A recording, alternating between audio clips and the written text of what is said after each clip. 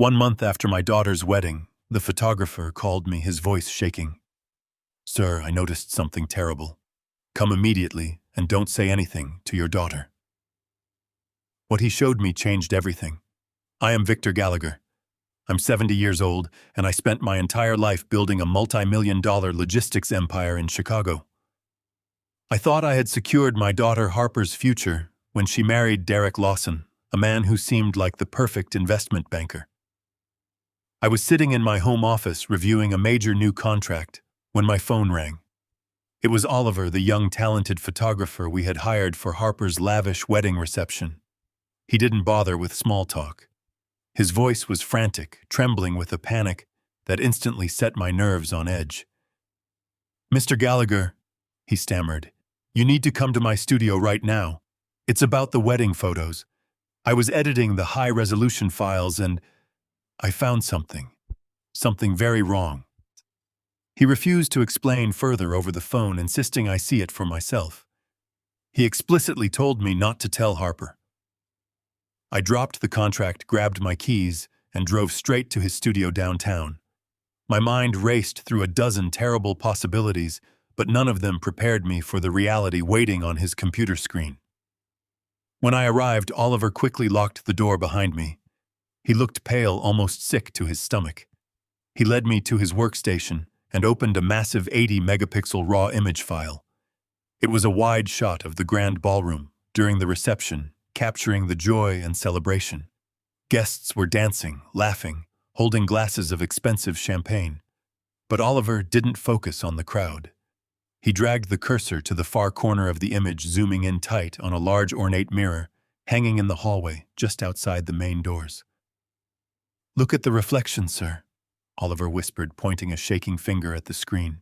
The image blurred slightly as it magnified, but the details were unmistakable. It was Derek. My new son-in-law, the man I had entrusted with my daughter's life. He was standing in the dimly lit corridor, looking over his shoulder with a furtive, calculated expression. In his hand was a small, clear vial, and he was emptying its contents directly into Harper's champagne flute. My blood ran cold. The man who had sworn to protect my daughter was secretly slipping something into her drink on their wedding night. But the horror didn't stop there. Standing right next to him, deliberately positioning her body to block the view of anyone walking past, was Monica. Derek had introduced her to us as his distant cousin. She was supposed to be family celebrating this union. Yet there she was, acting as a lookout, and clutched tightly against her chest was a thick blue folder. Even through the reflection, the gold-embossed logo was glaringly obvious. It was the crest of the Gallagher Family Trust. Those were my private financial documents. Documents detailing the entirety of Harper's inheritance and the vast fortune I had built over 40 years. The room seemed to spin. Why was the groom drugging his bride? And why on earth did his cousin have my most sensitive financial records in her hands? While he did it, the image burned into my mind, a silent, damning testament to a betrayal I couldn't even begin to comprehend. I thanked Oliver, my voice barely more than a hoarse croak, and swore him to absolute secrecy.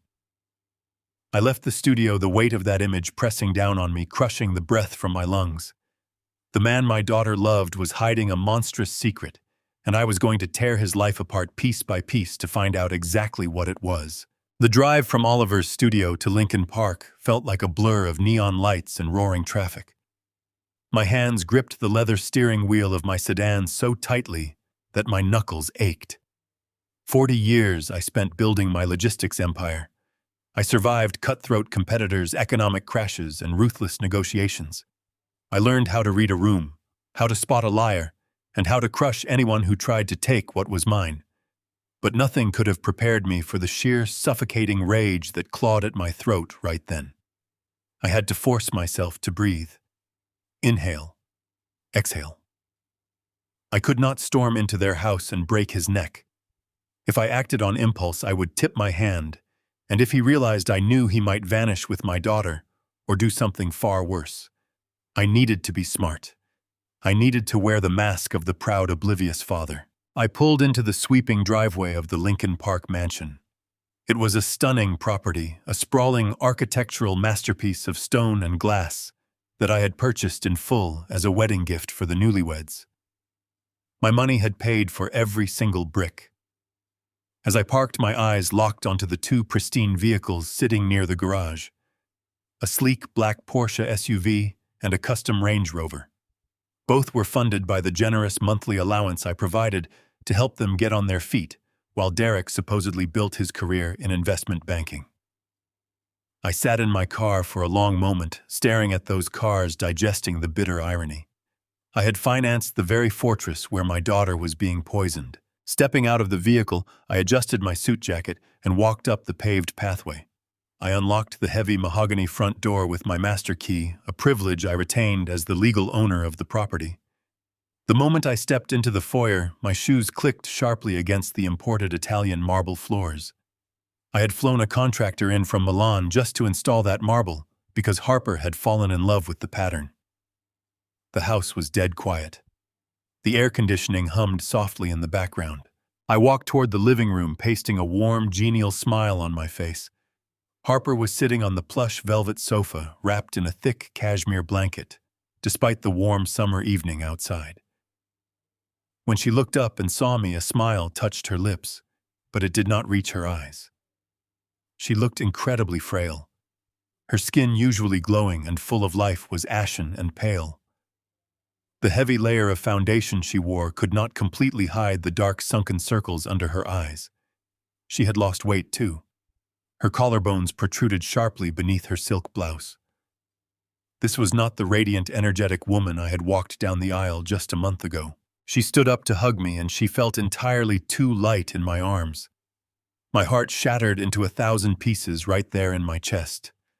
But I held my composure. I kissed her forehead and asked her how she was feeling. She waved a dismissive hand, telling me she was just a little fatigued from settling into the new house and managing thank you notes. It was a brave front, but her voice was weak, lacking its usual vibrant melody. Just then, Derek walked down the grand staircase. He looked like he had stepped straight out of a financial magazine cover. He wore tailored navy slacks and a crisp white shirt, his sleeves rolled up casually to reveal the expensive platinum watch I had given him for his birthday. His hair was perfectly styled, and his posture exuded an effortless, welcoming charm. "Hey, Victor," he said, his voice rich and smooth. "It is great to see you. We were not expecting you tonight." He walked over and extended his hand. It took every ounce of willpower, every shred of discipline I had cultivated over a lifetime in business, to reach out and shake the hand of the man who was systematically destroying my only child. His grip was firm, confident. I smiled back, matching his easy demeanor. "I was just in the neighborhood," I replied, keeping my tone light and conversational. "I had a meeting downtown and thought I would drop by to see my favorite couple. Besides, it is a beautiful evening.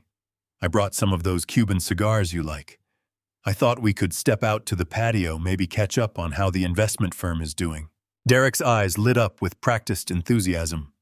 He loved playing the part of the sophisticated peer, the equal to the great Victor Gallagher. He kissed Harper on the cheek, told her to rest, and led the way out through the massive glass doors to the backyard. The patio was another testament to my wealth. A custom-built outdoor kitchen, a sprawling heated pool, and elegant ambient lighting that cast a warm glow over the manicured lawn. We sat down in the deep, comfortable lounge chairs facing the water. I handed him a cigar, clipped the end for him, and handed over my gold lighter. We sat in silence for a few moments, the rich, heavy smoke drifting up into the night air. Derek leaned back, crossing his legs, looking completely at peace with the world. He began telling me about a supposed merger his firm was handling, throwing around corporate jargon with the smooth confidence of a seasoned professional. I listened, nodding at all the right intervals, but my eyes never left his face. I studied his jawline, the steadiness of his hands, the relaxed rhythm of his breathing. He was a predator, entirely comfortable in his territory, completely unaware that another predator had just walked into the cage. After letting him talk for about 10 minutes, I decided it was time to drop the bait. I took a slow sip of the scotch I had poured for myself and let out a casual, appreciative sigh. "Actually, Derek," I stopped by Oliver's studio earlier today, I said, keeping my gaze fixed on the glowing ember of my cigar. Oliver, Derek asked, tilting his head slightly, the wedding photographer. Yes, I replied, my voice steady and conversational. I wanted to see how the album edits were coming along. Harper has been so eager to see the final prints. Oliver does fantastic work. The high-resolution raw files he uses are incredible. You can zoom in on the background of a picture and see details you never would have noticed with the naked eye. I paused, letting the silence stretch just long enough to be noticeable. Derek took a puff of his cigar, waiting for me to finish the thought. Oliver showed me a wide shot of the grand ballroom. I continued, finally shifting my eyes to meet his directly. It was a beautiful picture of the dance floor. But in the background, out in the hallway, there was a large mirror. It reflected a very interesting scene. It looked exactly like you, standing in the shadows, pouring a small vial of clear liquid into Harper's champagne glass. And Monica was standing right next to you, holding a blue folder from my family trust. I stopped talking. I watched him. I waited for the panic, the stuttering, the sudden spike in heart rate, or the nervous sweat. I expected the mask to slip even just for a fraction of a second. Derek did not flinch. His breathing did not hitch. His hand holding the expensive cigar remained perfectly steady. He looked at me through the thin veil of smoke drifting between us. Then the corners of his mouth turned up into a warm, incredibly relaxed smile. He took another slow, deliberate puff of his cigar, letting the smoke roll out of his mouth before he prepared his answer. Victor, Derek began, his tone laced with gentle amusement. I was wondering when Oliver would bring that up. I thought he might just edit it out and spare us the embarrassment. He tapped the ash of his cigar over the edge of the crystal ashtray, resting on the glass table. There was no hesitation in his movements, no nervous twitch, just the calm, collected posture of a man who held nothing but the absolute truth, or a man who was a master at weaving lies. I kept my eyes locked on his face, waiting for the explanation that would clear his name or seal his fate. You see, Derek continued, leaning forward. Harper was in absolute agony that night. Between the anxiety, the nerves, and the incredibly rich food the caterers served, her stomach was completely in knots. She was experiencing severe acid reflux. It was so bad she was practically in tears behind closed doors just before the first dance. I listened in silence. Acid reflux. It was a common enough ailment, but enough to require a secret vial of liquid on her wedding night. She had her prescription medication with her, Derek explained, sensing my unspoken skepticism. That chalky, thick liquid medicine. But you know Harper. You know how much of a perfectionist she is about her appearance. Her lipstick was flawless. She told me she absolutely refused to be seen taking medicine out of a plastic bottle in the middle of her own reception. She said it would ruin the elegant aesthetic she worked so hard to create. He smiled fondly, shaking his head, so he said, his voice softening. I did what any good husband would do. I found a quiet corner in the hallway where no one was looking. I poured her medication into a small glass vial I got from the bartender, and then I slipped it into her champagne flute. It was the only way I could get her to take the medicine without ruining her makeup or making her feel self-conscious in front of 200 guests. I was just trying to take care of her Victor. The explanation was smooth. It perfectly matched my daughter's stubborn vanity when it came to formal events. I felt a slight loosening of the knot in my chest, but my guard was not completely down. Not yet. And Monica? I asked, keeping my voice perfectly even. Why was she standing guard with my family's private financial documents in her hands? Derek actually chuckled at that. A genuine relaxed laugh that echoed softly across the quiet patio. Victor, Monica is a certified public accountant. You know that. The catering manager had completely botched the final invoice for the reception. They were trying to charge us for an extra 50 plates and a premium open bar upgrade we never authorized. I was furious, but I did not want to cause a scene and ruin Harper's night. So I asked Monica to pull the hotel manager aside and audit the receipts right there in the hallway. He took another drag of his cigar. As for the folder, He continued shrugging his shoulders casually. I had left a stack of loose papers and vendor contracts on the desk in the bridal suite. Monica just grabbed the closest empty folder she could find to hold the hotel receipts together while she argued with the manager. I guess it happened to be one of the old folders you used when you gave us the down payment documents for the house. It was pure coincidence. She was just holding it while we were standing there. There was no grand conspiracy, Victor. Just a groom trying to cure his wife's heartburn and a bridesmaid trying to fix a billing error. The story was airtight. It explained the secretiveness, the vial, the location, and even the folder. It painted him as a caring, attentive husband handling a chaotic wedding night. I felt a wave of guilt wash over me. I was a paranoid, controlling old man who was actively looking for reasons to hate the man his daughter loved. Before I could say another word, the heavy glass door slid open behind us. Harper walked out onto the patio. The soft outdoor lighting illuminated her pale face. She was holding her stomach, her shoulders hunched slightly as she walked toward us. Derek immediately stood up, his face etched with concern. He rushed to her side, wrapping a protective arm around her waist and guiding her to the lounge chair next to mine. "Are you okay, sweetheart?" he asked affectionately. "I told you to rest. I just wanted to get some fresh air," Harper murmured, giving him a weak, appreciative smile. "My stomach is just killing me again."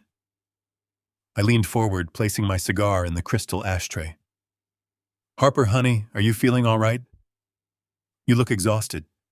She sighed, leaning her head against the thick cushions. "It is just my acid reflux, Dad. It has been acting up so badly lately. Honestly, it has been terrible since the wedding." "Speaking of the wedding," I said gently, trying not to sound like I was interrogating her. "Derek was just telling me about your stomach issues that night. He mentioned he had to sneak your medicine into your champagne so you would not ruin your lipstick." Harper let out a soft, breathy laugh, rolling her eyes affectionately at her husband. "Oh my goodness, I was in such agony that night," she said, her voice completely confirming his narrative. "The caterers used so much garlic and butter and everything. I felt like I was going to pass out before we even cut the cake. I begged Derek to help me. I told him I would rather die than have Oliver take a picture of me chugging thick pink medicine in my wedding dress. Derek was a total lifesaver. He mixed it right into my drink. I would have been absolutely miserable without him." She reached out and squeezed Derek's hand. He smiled down at her, the perfect image of a devoted husband. The last lingering shadow of doubt in my mind began to evaporate. Her story matched his perfectly, without any hesitation or prompting. There was no conspiracy. There was no poison. There was only my fierce, overprotective instinct running wild. I felt a deep sense of relief spread through my chest. "Well, I am just glad you have someone looking out for you so well," I said, picking up my glass of scotch and raising it in Derek's direction. "To the newlyweds, may your biggest problems always be nothing more than a billing error and a little heartburn." Derek raised his crystal glass of water in return, his smile bright and triumphant. "To family, Victor." Eventually, I decided it was time to leave. I stood up and hugged Harper tightly to say goodbye. I closed my eyes silently, thanking God my suspicions were wrong. But as I held her against my chest, the illusion shattered. I felt it instantly. Her hands resting against my back were shaking with a violent, uncontrollable intensity. Acid reflux does not cause neurological tremors. My gut feeling returned with a vengeance. The violent, undeniable tremor in my daughter's hands haunted my waking thoughts and my dreams for the entirety of the next 3 weeks. I tried to convince myself it was a side effect of the antacid, or perhaps just the sheer exhaustion of adjusting to married life. But my mind could not let it go. Every single time I closed my eyes, I felt that frail, violent shaking pressing hard against my chest. And as the days bled into one another, my worst fears began to materialize in ways I could no longer safely ignore. Harper's condition simply did not improve. Instead, it deteriorated with a swift and terrifying speed. Whenever I called, she sounded weak, her voice barely a whisper over the phone line. She stopped going into our corporate logistics firm, entirely stubbornly claiming she just needed a few more quiet days to rest and recover. Soon enough, those few days turned into a week, and a week quickly turned into 3. Derek suddenly announced he was taking an indefinite leave of absence from his investment banking firm. He told me he wanted to be a devoted husband, that his place was by his wife's side, acting as her full-time caretaker. On the surface, it looked like the ultimate sacrifice of a loving partner, but in practice it meant Harper was completely isolated. Derek intercepted my calls. He replied to my text messages on her behalf, with polite, brief updates saying she was too fatigued to talk.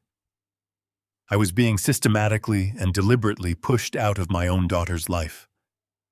I could not sit back any longer. My daughter was fading away behind the closed doors of a mansion I bought for her. I decided to bypass Derek entirely.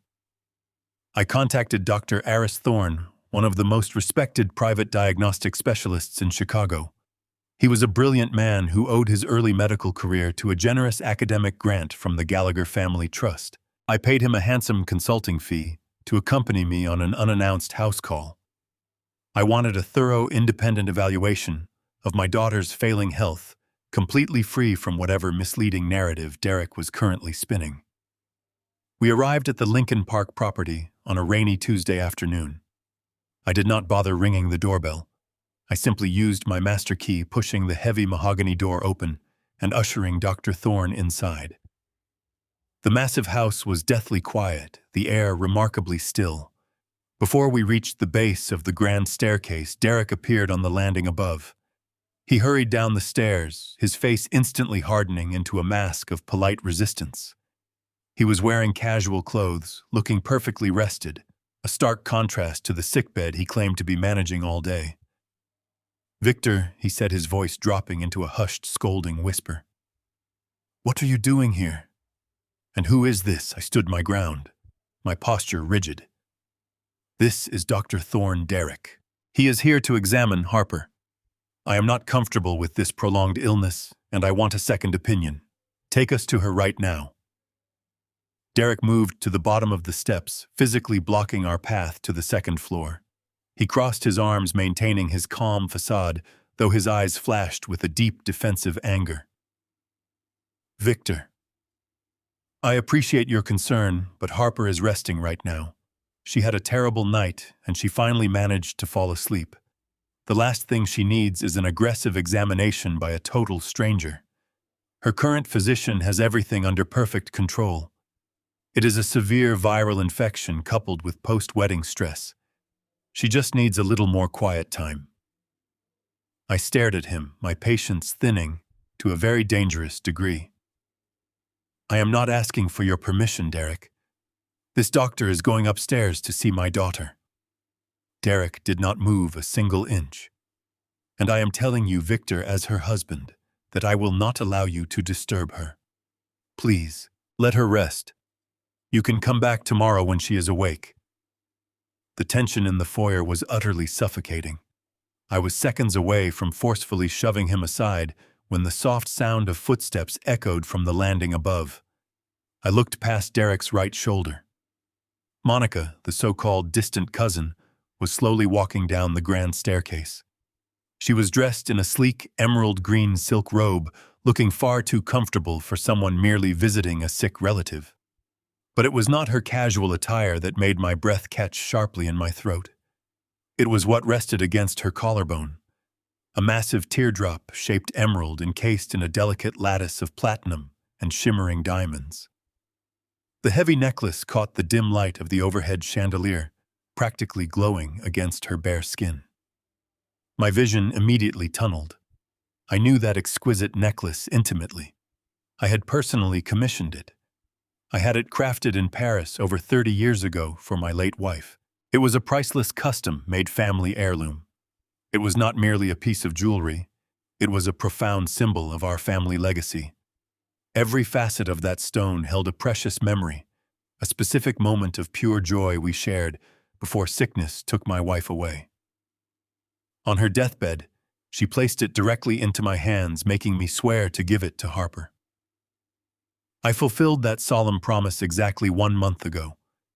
Harper cherished that necklace. She kept it safely locked inside a secure biometric safe. She would never let anyone casually touch it. I felt a cold, paralyzing dread wash over me. Monica. I said, my voice dangerously low, cutting through the silence of the hallway. Where did you get that necklace? Monica paused on the stairs. She looked down at her chest, her fingers lightly brushing the priceless jewel. She did not look guilty. She did not look ashamed. She offered a casual, dismissive smile. Oh, this, she said lightly. Harper let me borrow it. We were chatting in her room earlier, and I complimented it. You know how generous she is. She insisted I try it on. She wanted to see how it matches this robe. I hope you do not mind, Mr. Gallagher. The lie was so audacious, so incredibly brazen, that it hit me like a solid physical blow. Harper would never lend her mother's sacred heirloom to anyone, let alone a distant cousin of her husband. She would guard it with her very life. For Monica to be wearing it, casually parading it around my house while my daughter lay sick and isolated upstairs, meant something far more sinister was at play. They were not just taking care of Harper. They were slowly taking over her entire life. They were casually looting her prized possessions while she was simply too weak to stop them. Derek turned his head to look at Monica, secretly offering her a brief validating nod before turning back to me. I realized I could not force my way upstairs right now. If I caused a scene, I would lose access to my daughter. I walked into the rainy night. The hunt was on. By the time I reached my estate, my mind shifted from panicked desperation into the cold precision of a businessman preparing for a hostile takeover. Confronting Derek with accusations now meant he would pack his things, take my daughter, and disappear. He had established legal control over her medical decisions and physically isolated her in a house I could not monitor 24 hours a day. To save Harper, I could not fight with brute force. I had to outsmart him. I needed to play the foolish, desperate old man, eager to buy his way into his new son-in-law's good graces. The next morning, I called Derek. I kept my voice light, filling it with artificial warmth. I apologized for the abrupt doctor visit, claiming I was a worried father, letting anxiety win. I realized how much pressure he was under, putting his demanding career on hold to care for my girl. Then I invited him to my corporate office downtown to make amends. Derek arrived exactly on time. He walked into my sprawling corner office with that practiced, confident stride. He wore a tailored gray suit, looking every bit the successful Wall Street investment banker he claimed to be. He sat in the leather chair across from my desk, adopting an expression of humble understanding. Victor, you did not need to apologize, Derek said smoothly, leaning forward with practiced empathy. I know how much you love Harper. Any father would be worried. I just want what is best for her. We are on the same team here. I smiled, forcing fake gratitude. I am glad you see it that way, Derek. You have been a rock for her. Thinking about how you stepped away from your firm to nurse her back to health made me realize how much I underestimated your dedication. You are sacrificing your professional growth for my family. I want to ensure your career does not suffer because of your loyalty to my daughter. I opened my drawer and pulled out my checkbook. I laid it flat, uncapped my gold fountain pen, and began to write slowly, letting the silence amplify the anticipation. I know you've been talking about expanding your investment firm, I said, my voice steady as I signed my name. You mentioned wanting to open a new branch in Chicago to take on larger portfolios. I want to be your first major local backer. Consider it a business expansion gift, a token of absolute trust in the man taking wonderful care of my daughter. I slid the paper across the polished wood. Derek looked down. For a split second, the mask of the caring husband vanished. His eyes widened, locking onto the ink. It was a check for $5 million. I watched the raw greed wash over his face. It was a visceral reaction, a hunger so deep he forgot to maintain composure. His breathing hitched. His fingers twitched as he slowly reached out to take the check. In that unguarded moment, I saw the true monster lurking beneath the tailored suit. He was not a man in love. He was a parasite, and I had just handed him the biggest meal of his life. Victor. He breathed, his voice suddenly thick with emotion. This is incredibly generous. I do not even know what to say. I promise you I will put this to excellent use. You will see a massive return on this investment. I know I will, I replied, maintaining my smile. Take it, Derek. Go build your empire. Just keep taking good care of my Harper. He folded the check carefully, placed it into his breast pocket, and practically floated out of my office. He had taken the bait. The Trojan horse was officially inside his gates. The moment the heavy glass door clicked shut behind him, my smile evaporated. I picked up my private line and dialed a number I had not used in over 5 years. The man who answered on the second ring was Martin Cole. Martin was a former agent with the Federal Bureau of Investigation. He left the Bureau a decade ago to start a private intelligence firm. He was ruthless, incredibly thorough, and completely loyal to me. Years ago, my logistics company provided him with crucial transportation data that helped him solve a massive federal case. He owed me a favor, and I was calling it in. Martin, I said, my voice dropping to a harsh, serious tone. I need you to drop everything you are currently working on. I need a full deep dive background check, and I need it yesterday. Give me a name, Victor. Martin replied, his voice a gravelly baritone that instantly commanded respect. Derek Lawson, I told him. My new son-in-law. He claims to be a senior partner at an investment banking firm on Wall Street. I need to know everything. I want his financial records, his employment history, his social circle, his travel logs. I want to know what he eats for breakfast and where he buys his shoes. And Martin, you need to look into a woman named Monica, who claims to be his distant cousin. I suspect she is an accomplice in whatever game he is playing. Consider it done, Martin said. Give me 48 hours. I will turn his entire life inside out. I leaned back in my chair, staring at the Chicago skyline. The next 2 days were pure agony. I continued playing the supportive father. I sent Harper flowers and texted Derek about his business plans, using cheerful emojis while my stomach tied into knots. Every hour felt like a physical weight. I pictured Harper in that massive bed, drinking poison under the guise of medicine. I kept seeing Monica parading around my home wearing my dead wife's emerald necklace. The waiting was a special kind of torture. I barely slept. I paced the floors drinking black coffee and staring at the clock on my wall. I needed ammunition to tear Derek's world apart without putting Harper in the crossfire. Finally, the silence broke. It was exactly 3 o'clock in the morning on a Thursday when my private phone vibrated on the nightstand. The screen illuminated the dark room with Martin Cole's name. I snatched the phone before the second ring. Tell me you have something, I said, my voice rough from lack of sleep. Victor Martin said, his tone deadly serious and completely devoid of any pleasantries.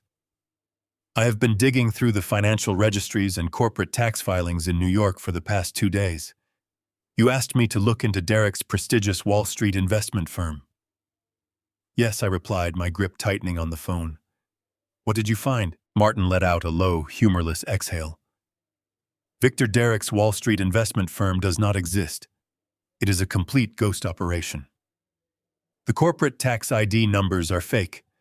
The routing numbers bounce to an offshore holding account. And the official corporate headquarters address he listed on your daughter's marriage license. It is not an office building in Manhattan. The address belongs to a dilapidated 24-hour coin-operated laundromat in Brooklyn. I sat in the darkness of my bedroom. The phone pressed hard against my ear as Martin's words echoed in the silent space. A 24-hour coin-operated laundromat in Brooklyn. That was the prestigious headquarters of my son-in-law's investment firm. The man who had smoothly spoken of mergers, acquisitions, and offshore portfolios was nothing but an elaborate, meticulously crafted fraud. A profound, chilling realization washed over me. Everything about Derek Lawson was a lie. The tailored suits, the confident smile, the entire narrative he had spun to win my daughter's heart and infiltrate my family. It was all a carefully constructed facade. He was a predator who had meticulously studied our wealth, identified my daughter's vulnerabilities, and successfully woven himself into the very fabric of our lives. The charming anecdotes he shared at family dinners, the impressive financial jargon he casually dropped into conversations, every single syllable was designed to deceive. And right now, this phantom, this imposter, had my daughter completely isolated behind the walls of a mansion I had purchased. I thanked Martin, my voice devoid of emotion, and ended the call. The time for observation had officially passed. I could no longer rely on outside investigations or subtle questioning. I needed to see exactly what was happening inside that house. I needed eyes in every room, and I needed them immediately. My daughter's life was quite literally depending on it. The next morning, I visited a specialized security firm downtown. I purchased a set of state-of-the-art micro cameras. They were incredibly small, no larger than a button, equipped with high-definition lenses, night vision capabilities, and wireless transmitters that would feed directly to a secure server on my personal laptop. They were the kind of devices designed to be entirely invisible to the naked eye. Now I just needed the opportunity to plant them. I did not have to wait long. At 9 o'clock the following morning, my phone buzzed with a text message from Derek. He was playing the role of the dutiful, communicative caretaker perfectly. He informed me that he was taking Harper to a specialist at the university hospital for a comprehensive blood panel and a routine checkup. He mentioned they had an appointment at 10, and considering the inevitable waiting room delays and the consultation itself, they would be gone for at least 2 to 3 hours. It was the perfect window. I waited until 10:15 to ensure they had safely arrived at the clinic.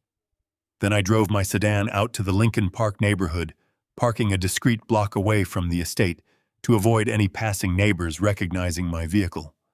I walked the remaining distance with a sleek leather briefcase slung over my shoulder containing the cameras and a small set of specialized tools. The morning air was crisp and the affluent street was perfectly quiet. I approached the heavy front door and retrieved my master key. The lock turned with a satisfying heavy click. I stepped into the foyer and closed the door silently behind me, immediately activating the alarm bypass code I had personally programmed when the security system was first installed. The house felt entirely different now. What was once a symbol of my daughter's bright future now felt like a sprawling, suffocating trap. The silence was oppressive. I did not have time to dwell on the emotional weight of the moment. I had to move with absolute precision and speed. I started in the grand living room. This was the central hub of the house where they spent their evenings. I pulled a sturdy dining chair over to the wall and climbed up to reach the ornate iron ventilation grate near the vaulted ceiling. My hands moved quickly, unscrewing the small painted bolts. I carefully placed the first micro camera just inside the edge of the dark ductwork, angling the tiny lens so it had a clear, unobstructed view of the plush velvet sofas and the coffee table. I reattached the grate, ensuring the bolts were perfectly aligned with the dust patterns, so nothing looked disturbed. Next, I moved to the kitchen. This was the most critical location. If Derek was slipping something into Harper's drinks, as he had done at the wedding reception, this was where the preparation would happen. The kitchen was massive, gleaming with white marble countertops and stainless steel appliances. I selected a ventilation vent directly above the central kitchen island. As I worked the screws loose, a bead of sweat rolled down my temple. I wiped it away with the back of my sleeve, forcing my breathing to remain steady. I secured the second camera, testing the adhesive strip twice to guarantee it would not fall. I adjusted the angle to capture the entire counter space, the sink, and the refrigerator doors. Every glass poured, every meal plated would now be under my constant supervision. 2 cameras down. 1 left to go. I packed my tools back into the leather briefcase and jogged up the grand staircase. I walked past the closed door of the master bedroom, my heart aching at the thought of Harper lying sick in that very room, just a few hours ago. I continued down the carpeted hallway until I reached the heavy oak door of Derek's private study. This was his sanctuary, the place where he supposedly conducted his high-level investment banking, the room where he managed the finances of the household. I turned the brass knob and stepped inside. The study was meticulously organized. A large mahogany desk dominated the center of the room, flanked by expensive leather chairs and towering bookshelves filled with thick, unread volumes on economic theory. I immediately scanned the ceiling for the optimal vantage point. There was a square air conditioning vent situated perfectly in the corner, offering a sweeping view of the entire room, including the surface of the desk and the large computer monitor. I pulled a heavy leather armchair beneath the vent and stepped onto the plush cushion. My heart was hammering a frantic rhythm against my ribs. I knew I was running short on time. I had been inside the house for nearly 45 minutes. I needed to finish this final installation, wipe down any surfaces I might have touched, and completely vanish before they returned from the hospital. I unscrewed the vent cover, the metal slightly cool against my fingertips. I reached into the dark, dusty space of the duct, pressing the adhesive backing of the final microcamera firmly against the inner metallic wall. I angled the tiny lens downward, ensuring it captured the desk perfectly. I pulled my hand back and picked up the vent cover to screw it back into place. I had just aligned the first screw with the threaded hole when a sudden sharp sound shattered the absolute silence of the house. It was a high-pitched electronic chime. My blood instantly turned to ice inside my veins. It was the completely unmistakable noise of the digital security keypad on the front door being unlocked. A second later, the heavy, imposing mahogany front door slowly groaned open, and loud footsteps echoed. The heavy mahogany front door groaned open, and loud voices echoed through the cavernous foyer. Derek was not alone. Monica was with him, her sharp laughter piercing the quiet atmosphere of the house. They were at least an hour early. My heart hammered violently against my ribs as I stood frozen on the leather armchair in the study. I had fractions of a second to make a decision. If I walked out into the hallway, I would be caught red-handed, my entire operation exposed before it even began. I glanced frantically around the room, and my eyes locked onto the large bay window behind the desk. It overlooked the side garden obscured by the sprawling branches of a massive oak tree and a heavy wooden trellis covered in thick ivy. I slipped the screwdriver into my pocket, grabbed my leather briefcase, and rushed to the window. I unlatched the brass lock and pushed the heavy glass panes outward. The rain had intensified, a cold downpour washing over my face. I swung one leg over the windowsill, gripping the slick, wet wood of the trellis. I could hear the doorknob of the study begin to turn. I threw my entire weight onto the trellis just as the door clicked open. I pressed my body flat against the damp brick exterior, holding my breath, as the muffled sound of Derek's voice drifted through the partially open window above me. He was complaining about the traffic. I began my descent, my expensive leather shoes slipping on the wet wooden slats. Halfway down, a sharp piece of iron wire protruding from the masonry snagged the sleeve of my custom-tailored suit jacket.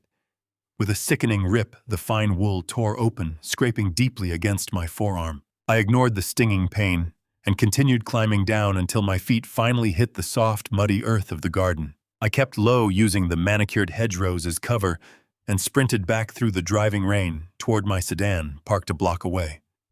Once inside the vehicle, I locked the doors and gripped the steering wheel, gasping for breath. The adrenaline was slowly receding, leaving behind a cold, hard clarity. I had successfully breached his fortress. Now I just needed to see what my newly installed eyes would reveal. I drove directly to my secure corporate office downtown. The building was empty the late hour, providing the absolute privacy I required. I walked into my suite, my torn jacket dripping rainwater onto the plush carpet, and immediately booted up my private laptop. I entered the complex sequence of security codes and accessed the encrypted server where the microcameras were programmed to transmit their signals. One by one, the black screens illuminated with crisp, high-definition video feeds. Camera 1 offered a sweeping view of the grand living room, capturing the plush velvet sofas and the base of the staircase. Camera 2 displayed the pristine white marble of the kitchen island. Camera 3 presented the mahogany desk and the leather chairs of Derek's private study. The audio feeds were flawlessly clear, picking up the ambient hum of the refrigerator and the distant patter of rain against the windows. I ordered a pot of black coffee and settled into my chair. For the next 24 hours, I did not leave my office. I watched the monitors with the unblinking intensity of a hawk observing its prey. The first few hours were agonizingly mundane. Derek walked through the kitchen to pour a glass of water. Monica sat on the living room sofa, mindlessly scrolling through her phone. But as night fell, the carefully constructed facade began to crumble, revealing the ugly, terrifying truth beneath. It started near the master bedroom. The camera in the living room had a clear sightline up the stairs to Harper's door. Derek walked up the stairs, carrying a small tray of food. He opened the door, his posture shifting into that of a devoted, caring husband. He spoke softly, his words muffled, but his tone audibly sweet. He stepped inside for a few minutes, then stepped back out into the hallway.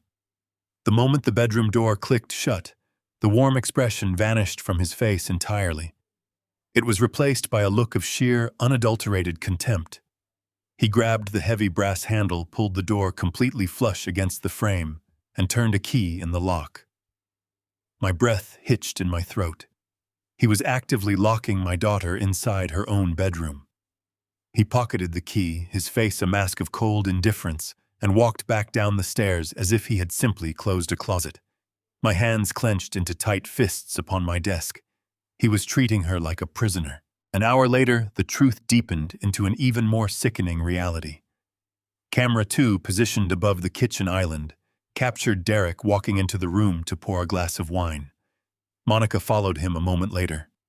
She was no longer wearing the emerald necklace, but she was wearing a silk slip that left almost nothing to the imagination. She did not greet him like a distant cousin. She walked straight up to him, wrapping her arms around his neck, and kissed him deeply and passionately. Derek did not push her away. He pulled her closer, his hands resting heavily on her waist. They stood there in the middle of my daughter's kitchen, laughing in hushed whispers, sharing a glass of expensive red wine. The betrayal was absolute. It was a calculated, thoroughly orchestrated scheme. They were lovers working together to isolate and destroy my only child for her inheritance. I felt a sickening mixture of rage and profound failure. I had paid for the house they were defiling. I had funded the lifestyle they were currently enjoying. I had welcomed this monster into my family, and now he was slowly killing my daughter while sleeping with his accomplice downstairs. I reached for my phone, ready to call the police, ready to storm the house with a team of armed security contractors. But before my fingers could dial, the number movement on the third monitor caught my attention. I shifted my gaze to camera 3, the live feed from Derek's private study. He had left the bright kitchen and entered his quiet sanctuary completely alone. He locked the heavy wooden door securely behind him and walked slowly over to the towering bookshelf on the far wall. He reached his right hand out and pulled a thick leather-bound volume slightly forward. There was a soft, distinct mechanical click, and the entire section of the bookshelf swung outward on hidden hinges, revealing a dark steel wall safe completely concealed behind the ornate woodwork. I leaned closer to the screen, my heart pounding. Derek punched a code into the keypad. The steel door popped open. He reached inside and retrieved a small velvet box, placing it directly in the center of the desk. He opened the lid. Inside rested the exact vial of clear liquid from the wedding photos. Derek reached into the safe and pulled out a syringe. He inserted the needle into the vial, slowly drawing the liquid. I sat completely paralyzed in my leather office chair, my eyes glued to the high-definition monitor.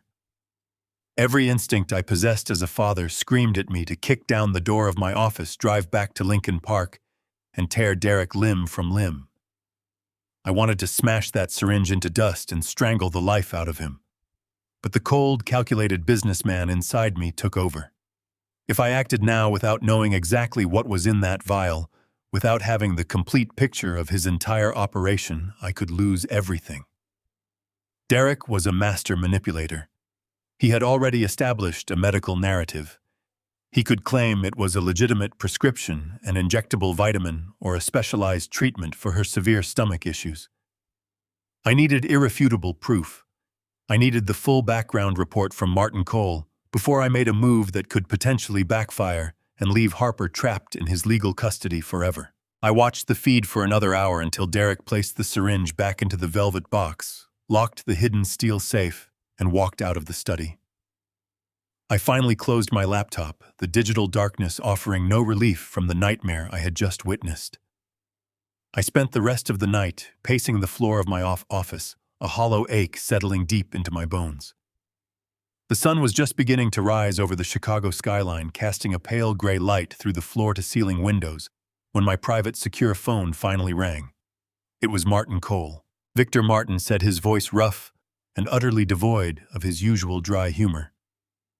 "I need you to meet me in person. This is not something we can discuss over an encrypted line, and it is definitely not something I am sending over email." Where, I asked, grabbing my heavy wool coat. "There is a rundown diner on the edge of the industrial district," Martin replied. "The Blue Star. Nobody goes there at this hour except tired truckers and graveyard shift workers. Come alone and make sure you are not followed." I drove through the early morning traffic, the rhythmic beating of the windshield wipers, the only sound breaking the heavy silence in my car. The Blue Star Diner was exactly as Martin described, a decaying relic of the past, with a flickering neon sign and peeling vinyl booths. I parked in the shadows of an adjacent alley and walked through the heavy glass doors. The air inside smelled of stale grease and burnt coffee. Martin was sitting in the furthest booth in the back corner facing the entrance.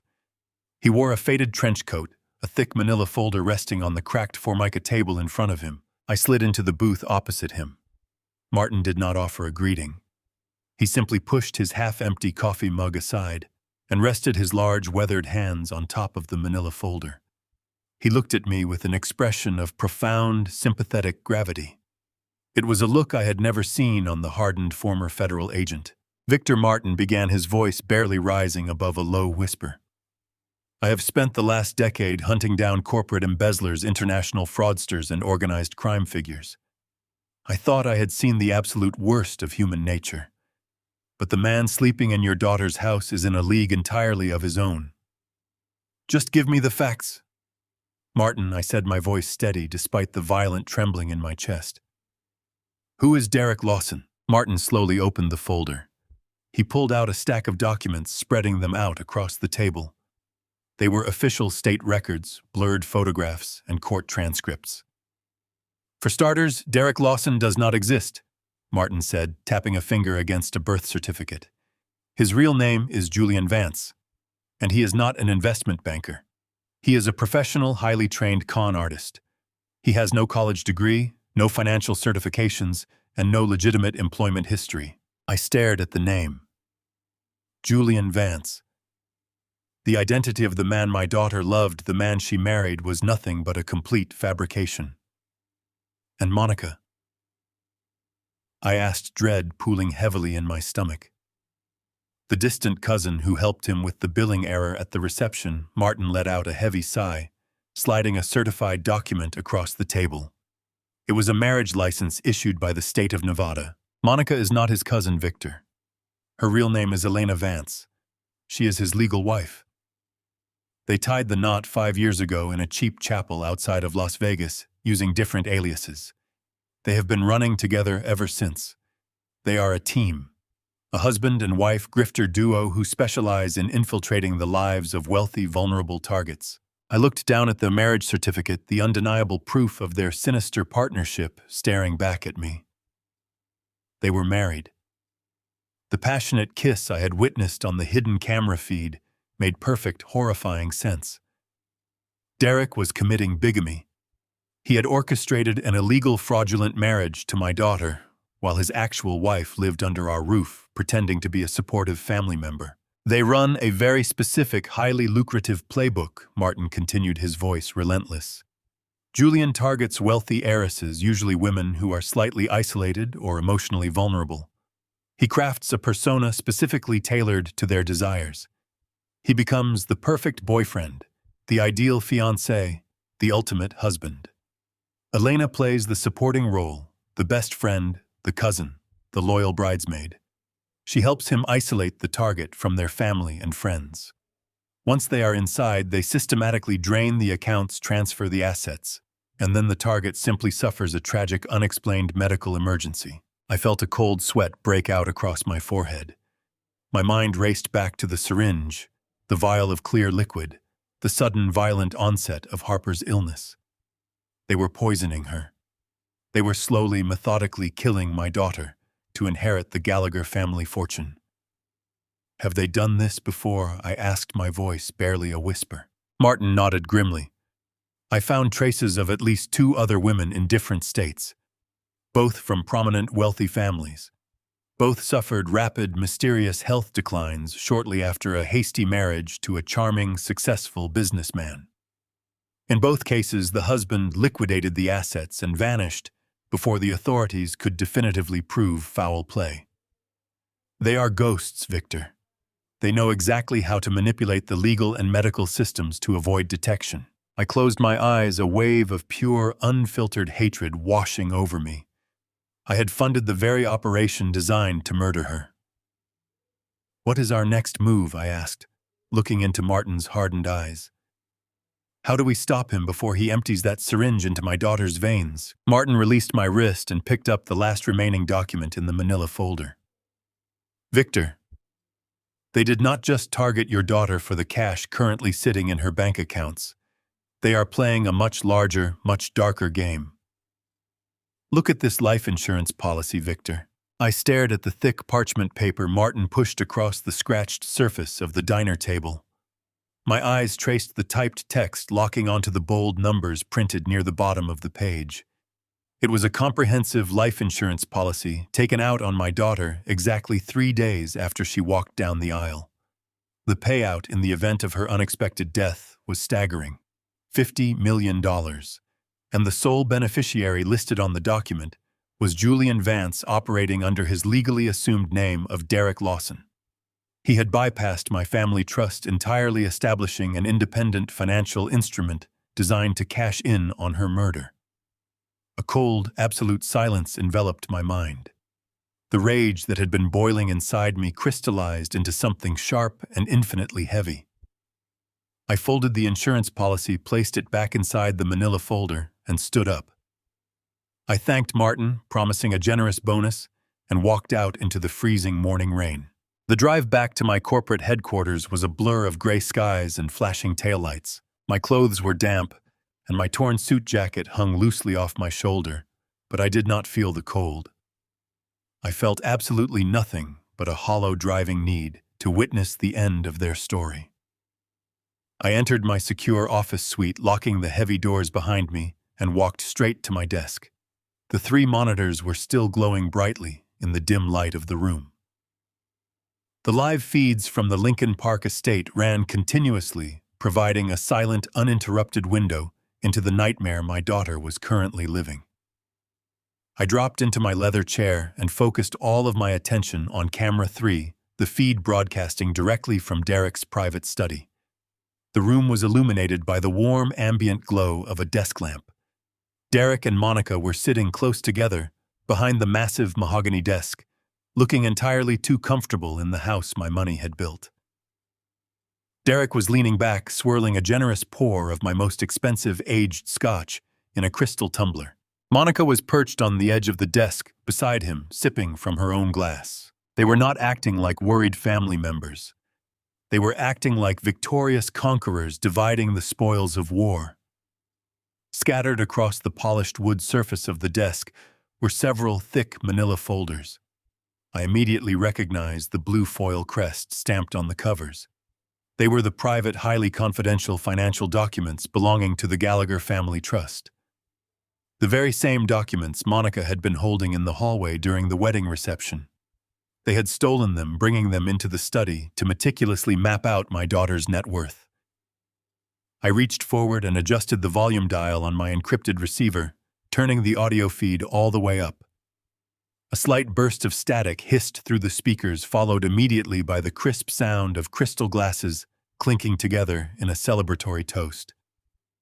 Their voices filled my silent office, ringing with a sickeningly casual tone. They were discussing estate taxes, asset liquidation protocols, and offshore wire transfer limits. They were planning the financial aftermath of my daughter's impending funeral while she lay violently ill just a few rooms away. I sat completely still, barely allowing myself to breathe as I listened. Monica took a slow sip of her scotch, her perfectly manicured fingers tracing the rim of the glass. She let out a long, exaggerated sigh of annoyance and looked down at Derek. How much longer, she asked, her voice laced with a cruel, bored irritation. The whining is driving me absolutely crazy. If I have to listen to her cry about her stomach cramps for one more day, I am going to lose my mind. I cannot stand playing the sympathetic cousin anymore. Derek chuckled softly, a dark, vibrating sound that made the hair on the back of my neck stand on end. He reached out and stroked her hand affectionately, his eyes fixed on the trust documents spread before him. "Patience, my love," Derek murmured soothingly. "We are almost at the finish line. The doctor I bribed at the private clinic confirmed everything yesterday. He said her heart is failing exactly on schedule. The heavy metals in those drops mimic congenital heart disease perfectly. It is virtually undetectable without a specialized autopsy, and her primary physician is already convinced it is a rare viral complication. 3 more weeks. That is all we need.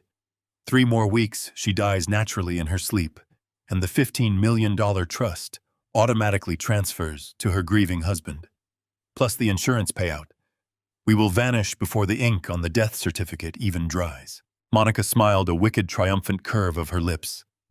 "And what about her overbearing father?" she asked. Derek laughed again, taking a large gulp of his scotch. "Victor, he is a sentimental old fool. I practically have him eating out of the palm of my hand. He gave me a $5 million check yesterday just for playing the good husband. When she goes, the old man will be too busy crying over her grave to notice anything is wrong. He will probably fund our grieving vacation just to help me cope with the tragic loss." The audio feed crackled softly as they continued to laugh, their amusement echoing through my dark office. I stared at the high-definition screen, watching the man who had promised to protect my daughter casually outline the final stages of her murder. I looked at the woman wearing my dead wife's emerald necklace, complaining about the agonizing cries of the girl she was actively poisoning. A profound, terrifying calm washed over me. It was a sensation of absolute, unyielding clarity. The desperate father who had frantically installed cameras in air vents was gone. In his place stood a man who had built a ruthless empire, crushing his adversaries without a single ounce of mercy. I did not want to call the police. I did not want to hand them over to the federal authorities or watch them stand trial in a crowded courtroom. A prison sentence was far too merciful for what they were doing to my child.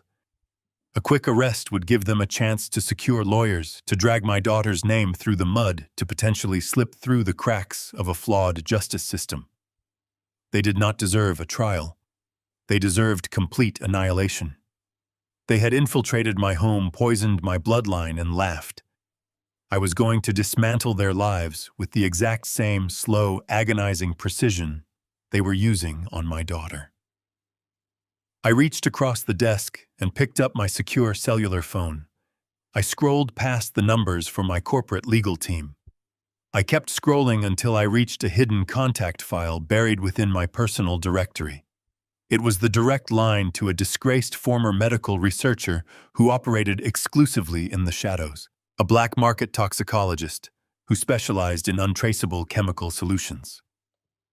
I pressed the call button and brought the phone to my ear, listening to the dial tone as I watched Derek pour another glass of my scotch. The man answering my secure line spoke in a low, raspy tone. Dr. Vance was a brilliant medical ghost operating far outside the boundaries of traditional hospitals. I quickly explained the stolen vial, the symptoms, and the timeline. He demanded a blood sample immediately, warning that heavy metal poisoning could trigger sudden cardiac failure at any moment. I ended the call, spending the night formulating a flawless extraction plan. I could not simply knock on the door and take my daughter. Derek was embedded. He would call the police, claiming I was kidnapping his sick wife. I needed him to willingly walk out of that house, leaving the perimeter completely undefended. By 8 o'clock the next morning, my strategy was firmly in place. I picked up my phone and dialed Derek's number, carefully injecting my voice with a heavy dose of frantic, breathless anxiety. Derek answered on the second ring, sounding groggy but entirely alert. "Victor, what is going on?" he asked. "Derek, listen to me very carefully," I said, pacing rapidly across my office floor. "We have a massive problem with the expansion funds. My corporate bank just flagged the $5 million check for a secondary fraud review because it crosses international compliance thresholds. They are freezing the entire transfer. I need you down at the main branch on LaSalle Street right now to sign a dual authorization waiver. If we do not clear this by 10 o'clock, those funds will be permanently locked in escrow for 6 long months." There was a sharp, sudden intake of breath on the other end of the line. The sheer panic of losing his massive payday instantly overrode his careful, calculating guard over my daughter. "I will be there in 20 minutes, he promised.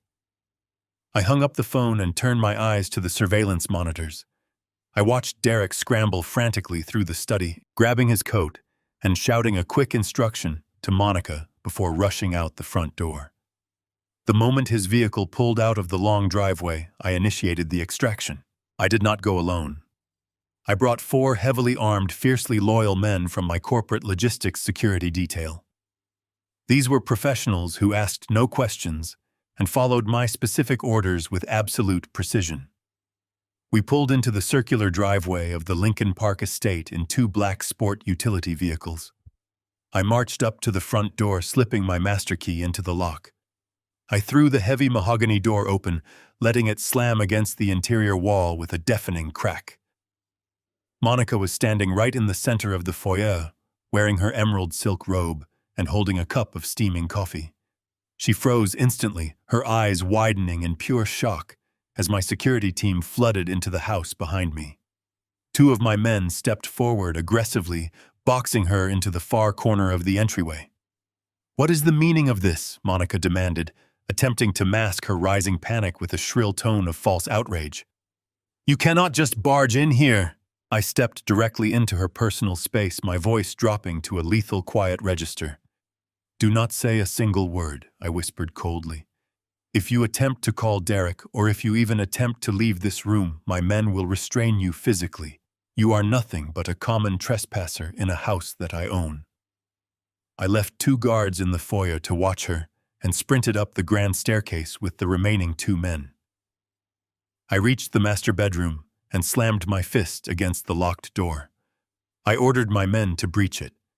A single powerful kick shattered the wooden frame completely, sending the brass lock clattering across the hardwood floor. I rushed into the room. The air inside the master bedroom was stale, warm, and unnaturally heavy. The thick velvet curtains were drawn tight, casting the expansive space in a sickening, oppressive gloom. Harper was lying completely motionless in the exact center of the massive bed. My heart physically ached at the sight of her. She was incredibly pale, her skin slick with a cold, unnatural sweat. Her chest rose and fell in shallow, jagged gasps that sounded like quiet weeping. She looked so small, so devastatingly fragile, completely lost in a deep haze of toxic lethargy. I rushed to her side, gently taking her trembling face between my hands. "Harper, sweetheart." "It is, Dad," I said softly, brushing a damp strand of hair away from her forehead. "I am taking you out of here right now." Her heavy eyelids fluttered open, her gaze unfocused and glassy. She murmured something entirely incomprehensible, her body simply too weak to even attempt to sit up. I did not waste another passing second. I carefully scooped her into my arms, lifting her frail body securely against my chest. She weighed practically nothing at all. My men instantly flanked me, providing a tight, protective barrier as I carried my daughter out of the ruined bedroom and down the long, grand staircase. Monica watched us from the foyer, her face a rigid mask of silent, trembling terror, but she did not dare intervene. We moved quickly through the open front door and secured Harper safely in the back seat of my waiting vehicle. I drove with reckless, frantic speed through the busy morning traffic, navigating the labyrinth of city streets until we finally reached the industrial district. Dr. Vance's underground clinic was hidden deep beneath an abandoned warehouse existing far away from the prying eyes of standard medical boards and official hospital databases. I carried Harper down the steep concrete stairs and laid her gently on a sterile, brightly lit examination table. Dr. Vance was already waiting. He moved with swift, silent, practiced efficiency. He did not ask any unnecessary questions. He immediately secured an intravenous line directly into her arm and drew several vials of blood, feeding them quickly into a rapid diagnostic centrifuge. I stood quietly in the corner of the cold metallic room, watching the steady rhythmic drip of the clear saline solution flowing into my daughter's veins. Every single minute felt like a crushing eternity. I paced the floor, my hands clenched into tight fists, silently praying to whatever higher power existed that I had not arrived too late to reverse the catastrophic damage. An agonizing hour later, the rapid diagnostic centrifuge finally chimed loudly. Dr. Vance pulled the detailed printed medical report from the machine. He quickly prepared a thick, milky white chemical injection from his cabinet. He administered the specific liquid dose directly into Harper's intravenous line before turning to face me. "The results are completely undeniable, Victor," he said, his voice dropping into a very grave tone. "Your daughter is suffering from severe targeted heavy metal poisoning. You gave her the antidote," I stated firmly. He nodded slowly. "She will survive this highly dangerous toxicity. But Victor, we have a massive problem. If Derek returns and realizes she is getting better, he will panic. If he panics, he will not wait 3 weeks. He will administer a massive lethal dose immediately. To keep her alive, you must send her back." The bright white lights of the secret medical clinic hummed continuously. Harper stirred on the examination table, her eyelids fluttering as she fought against the heavy chemical fog that had clouded her mind for weeks. I sat beside her, my hand gripping hers with a desperate intensity. As her vision cleared, panic briefly flashed across her pale face. She tried to sit up, but I gently pressed my hand against her shoulder, keeping her anchored to the soft medical mattress. I told her she was safe. I told her she was with me. It took minutes for her breathing to stabilize. She looked at me, her voice hoarse, asking why we were in a basement instead of our family home. The moment of truth had arrived. I had to tear the bandage off quickly if we were going to survive the coming storm. I reached into my leather briefcase and pulled out the thick folder Martin Cole had given me. I laid the documents out across the metal tray next to her bed. I started with the blood test results, explaining the lethal heavy metals coursing through her veins. Her brow furrowed in confusion, struggling to comprehend how she had been poisoned. Then I showed her the Nevada marriage certificate. I watched her eyes trace the printed names. Julian Vance and Elena Vance. I told her the truth about the man she married. I told her Derek Lawson was a phantom, a professional grifter who had legally married the woman claiming to be his distant cousin 5 years ago. Harper stared at the paper, her mind refusing to process the magnitude of the deception. To shatter the final illusion, I opened my laptop and angled the screen toward her. I played the video feed. She watched, completely paralyzed, as her devoted husband passionately kissed Monica over the kitchen island.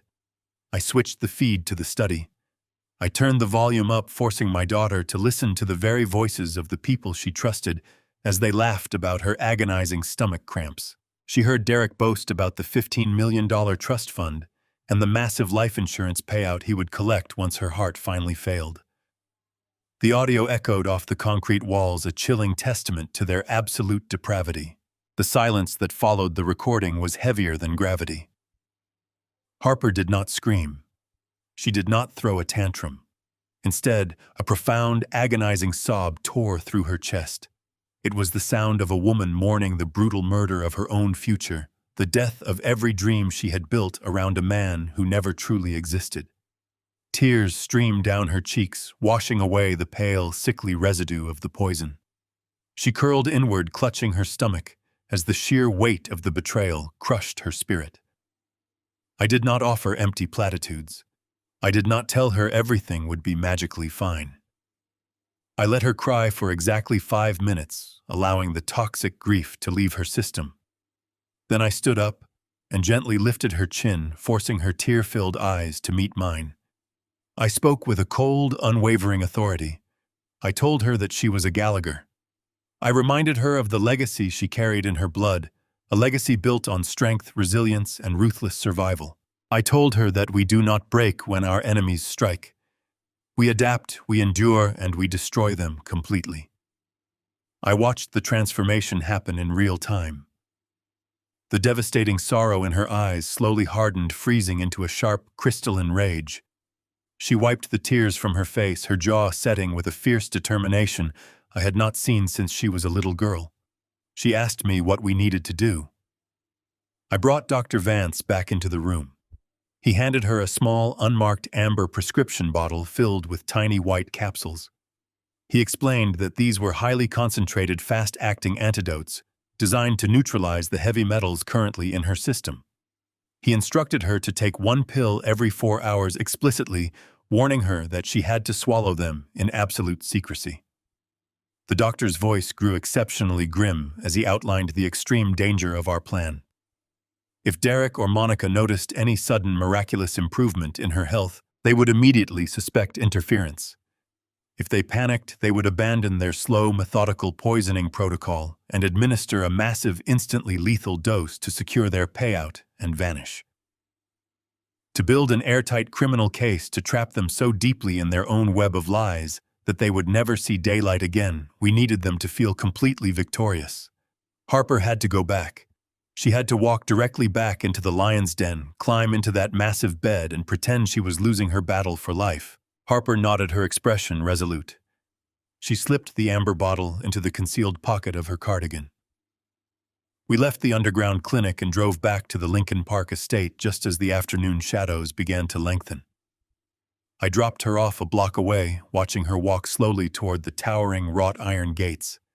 She moved with a calculated frailty, her shoulders slumped, perfectly playing the role of the dying heiress. I waited in the sedan, gripping the steering wheel as I monitored the live camera feeds on my laptop. Harper unlocked the front door and stepped into the foyer. Derek appeared almost instantly, rushing down the grand staircase.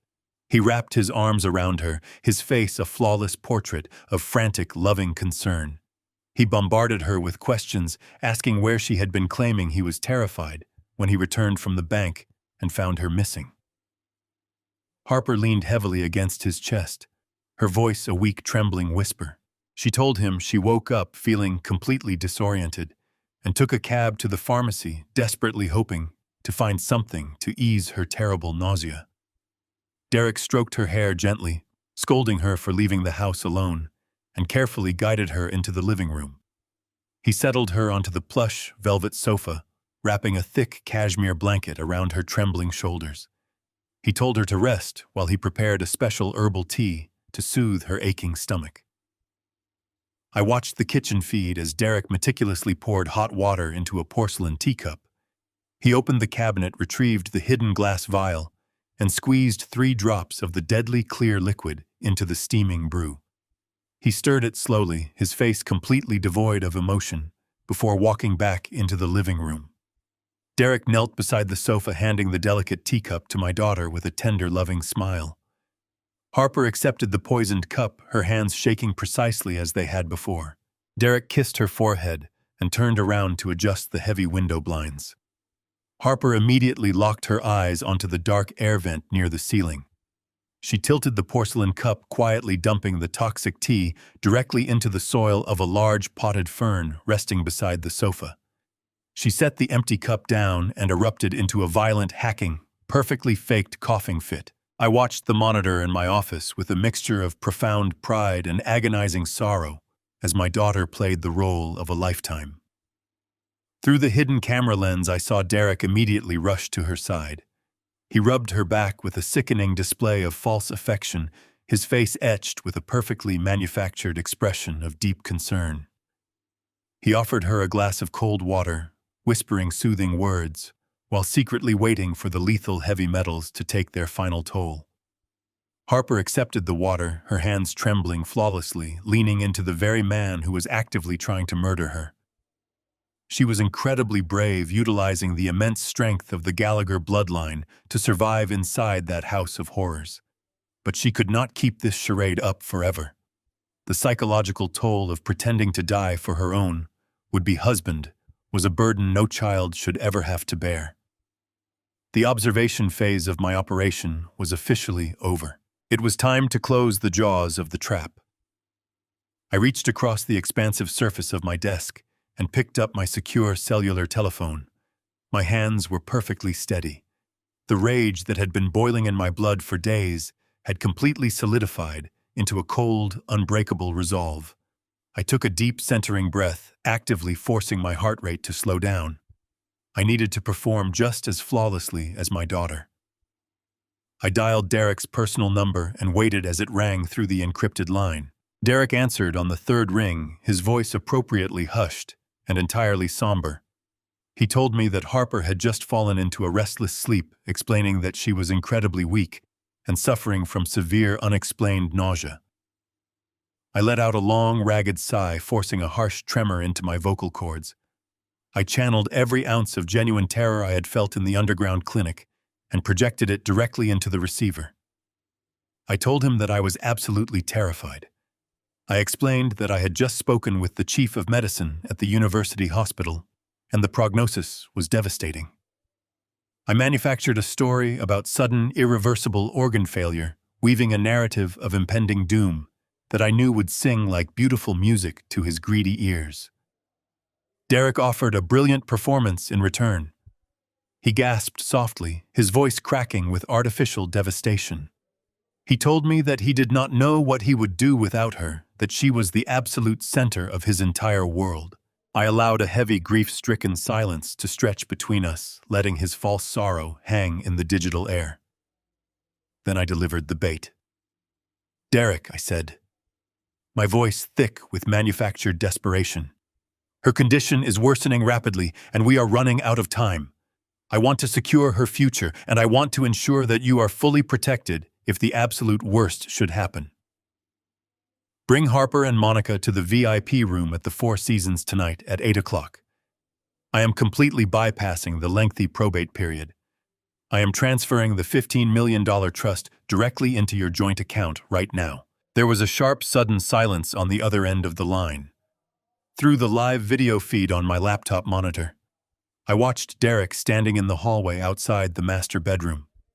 His entire body went completely rigid. The mask of the grieving, devoted husband shattered instantly, completely obliterated by the sheer, unadulterated magnitude of the financial windfall dangling directly in front of him. His eyes widened, and a slow, predatory smirk spread across his face. He had anticipated waiting weeks for Harper to slowly succumb to the poison, followed by months of navigating estate lawyers and probate courts to claim his prize. I was handing him the key to the vault on a silver platter, effectively eliminating every single obstacle standing between him and absolute wealth. He cleared his throat desperately, attempting to suppress the greedy excitement bubbling up in his chest. "Victor," he murmured, feigning a tone of overwhelming humility and deep reluctance. "That is incredibly generous of you, but we should just focus on Harper's health right now. The money does not matter to me. I do not care about the trust fund. I just want my wife to get better." I closed my eyes, entirely disgusted by the sheer audacity of his lies. "You are a good man, Derek," I replied, maintaining the facade of a broken, grieving father. "But I insist. The paperwork is already drawn up. The lawyers will be waiting.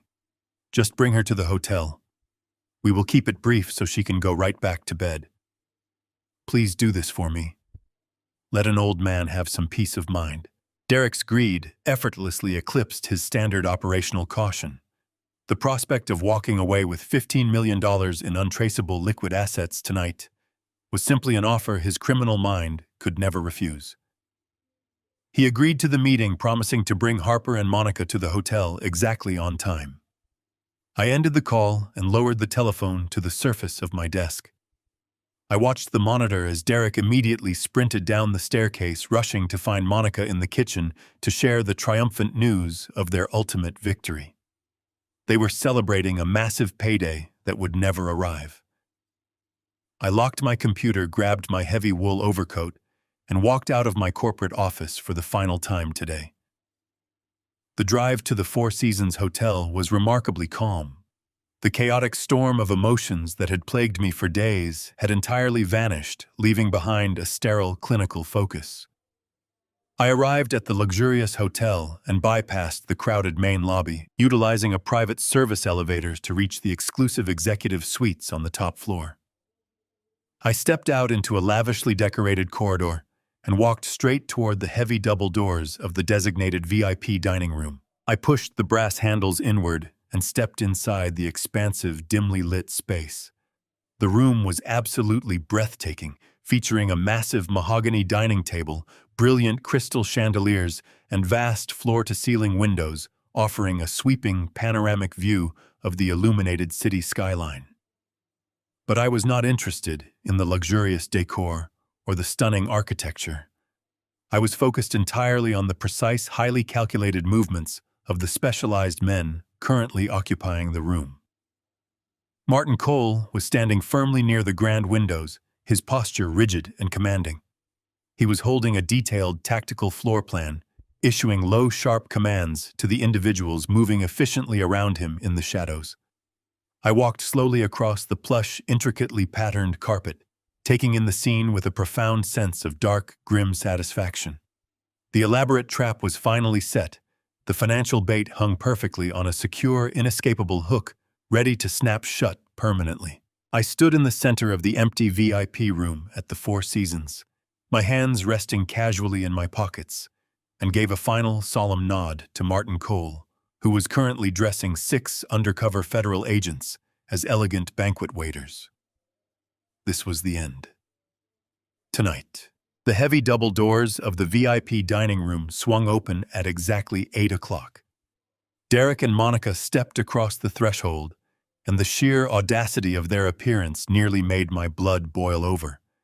They were dressed immaculately draped in the finest designer clothing my money could buy. Derek wore a bespoke charcoal suit that fit his frame perfectly, an expensive silk tie resting against his crisp white collar. Monica trailed closely beside him, wrapped in an elegant midnight blue evening gown, her hair styled in loose waves. They walked into the room carrying an air of absolute undeniable arrogance. They were struggling quite visibly to hide the triumphant smirks that threatened to break through their solemn, manufactured expressions of deep family sorrow. They truly believed they had won. They believed they were walking into this luxurious hotel room to collect a $15 million prize for successfully poisoning my only child. I stood at the head of the massive mahogany dining table, my face an impenetrable mask of quiet grief. Harper was already seated in a tall leather chair to my right. She was giving the performance of an absolute lifetime. She wore a simple, loose-fitting cashmere sweater, her posture slightly hunched, her breathing shallow and deliberately labored. The makeup artist Martin had brought in earlier had worked brilliant, subtle wonders, accentuating the pale, sickly pallor of her skin and painting deep, dark shadows beneath her beautiful eyes. She looked devastatingly fragile, exactly as she had appeared in that ruined master bedroom just 12 hours ago. She did not look up when they entered. She simply stared down at the empty porcelain plate in front of her, her hands trembling softly in her lap. Derek rushed forward, entirely ignoring my presence, and knelt beside Harper's chair.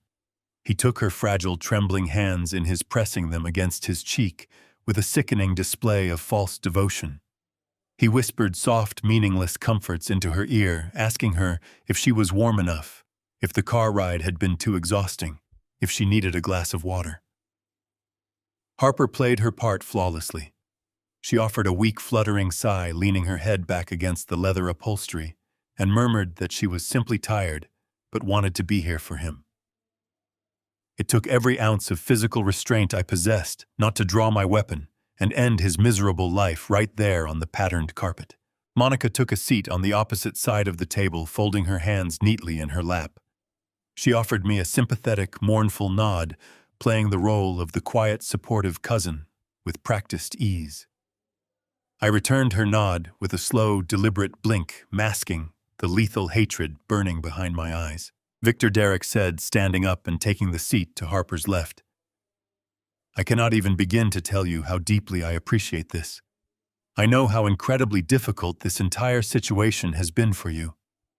To think of securing our future while we are dealing with this terrifying medical crisis, it shows the measure of the man you truly are.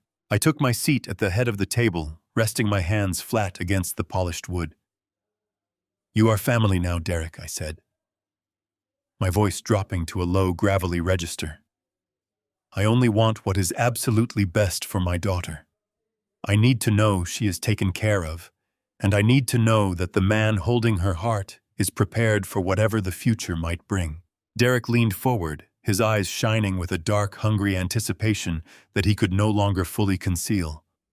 He placed his hand over his heart, a gesture so perfectly rehearsed, it made my stomach churn. I love her more than life itself, Victor. I promise you, I will stand by her side through every single moment of this nightmare.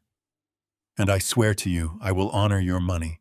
I will protect this incredible legacy you have built, and I will use it to ensure Harper has the absolute best medical care available anywhere in the world.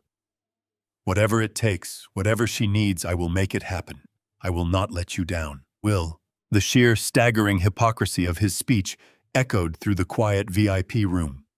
He was sitting inches away from the woman he was actively poisoning, looking me directly in the eye and promising to use my $15 million to finance her imaginary recovery. It was a masterclass in psychological manipulation. But the game had already changed. He was performing for an audience that had already read the script. I smiled. It was not a warm smile. It was a cold, chilling curve of the lips that did not reach my eyes. I reached down to the floor beside my chair and lifted my heavy leather briefcase. The metallic snap of the brass latches cut through the silent tension in the room. I opened the lid and retrieved a thick, bound stack of official legal documents, dropping them heavily onto the center of the mahogany table. The sound made Derek flinch slightly, his eyes instantly locking onto the blue foil crest of my corporate legal team. Here it is, I said, pushing the thick stack of papers slowly across the polished wood until they rested directly in front of him. This is the irrevocable transfer authorization for the Gallagher Family Trust. $15 million fully liquidated, cleared through international compliance, and ready for immediate transfer. All it requires is your signature on the final page acknowledging your receipt and joint ownership alongside my daughter. Derek stared at the documents, his breath hitching audibly in his throat. The final lock on the vault was open. He reached into the inner pocket of his bespoke charcoal suit and retrieved a heavy gold fountain pen. His right hand was actually shaking, trembling with the sheer, overwhelming rush of pure adrenaline and unadulterated greed. He flipped through the dense legal jargon, bypassing pages of complex financial stipulations, completely blinded by the bold numbers printed on the summary sheet. Monica leaned forward, her eyes wide, practically vibrating with triumphant anticipation in her elegant evening gown. They had won. The long con had finally paid off. Derek finally found the final page. He clicked the cap off the gold fountain pen and positioned the nib over the designated signature line. I waited until the very last possible second. Just as the ink was about to touch the parchment, I reached out and swiftly pulled the thick stack of documents away, sliding them safely back across the table toward my chest. Derek froze his pen, hovering uselessly over the empty mahogany wood. His head snapped up, a flash of genuine unmasked confusion, washing across his carefully constructed features. He looked at me, a silent question forming on his lips. "Before you sign, Derek," I said, my voice steady, resonant, and entirely devoid of the false sorrow I had been projecting. "Let us watch a quick family video together to celebrate this momentous occasion." I reached into my suit pocket, retrieved a small black remote control, and firmly pressed the glowing button. A low hum vibrated through the ornate ceiling of the dining room. At the far end of the mahogany table, recessed panels glided open, and a massive cinematic projector screen descended with a quiet whir. The automated ambient lights dimmed to a soft theatrical level, casting dramatic shadows across the crystal glassware. Derek blinked, his hand hovering over the unsigned trust documents. He looked toward the canvas with a confused frown anticipating a slideshow of cherished memories or a sentimental montage of his fraudulent courtship with my daughter. Instead, a brilliant beam of light sliced through the room, striking the white surface with unforgiving clarity. The image materialized in crisp 4K resolution. It was a scanned copy of a classified government document, enlarged so that every typed letter and official seal was completely legible. It was their Nevada marriage certificate. The names Julian Vance and Elena Vance were displayed in bold ink, completely shattering the meticulously crafted illusion of Derek Lawson and his distant cousin Monica. The physical transformation in Derek was immediate and profound. The victorious sparkle in his eyes extinguished instantly, as if freezing water had been thrown directly into his face. The color drained from his cheeks, leaving behind a sickly ashen gray pallor. His mouth opened slightly, but no sound emerged. To his right, a sharp clattering noise broke the heavy silence. Monica had lost all function in her manicured hands. Her heavy silver fork slipped from her grasp, crashing against the rim of her porcelain dinner plate before tumbling onto the carpet. She stared at the glowing screen, her eyes wide with unadulterated terror. The flawless lie they had spent months weaving around my family had just been obliterated in seconds. I sat perfectly still at the head of the table, my hands resting calmly on my knees. I did not say a single word. I simply let the crushing weight of the absolute truth bear down on their shoulders. I wanted them to feel the panic setting in, to realize their entire criminal operation had been hopelessly compromised. Harper, sitting securely to my right, played her part with remarkable poise. She merely watched them squirm, a silent testament to the immense strength she had finally reclaimed. Before Derek could gather his composure, I pressed the button on the remote control a second time. The massive screen flickered, transitioning seamlessly from the static marriage certificate to a live-action video file. The hidden camera footage from the kitchen flared to life, illuminating the dark room with the sterile glow of my daughter's marble countertops. The audio feed kicked in, sending the hushed conspiratorial whispers of the two grifters echoing powerfully through the surround sound speakers. We sat in absolute silence as the canvas displayed Monica wearing her silk slip and the stolen emerald necklace, walking aggressively toward Derek.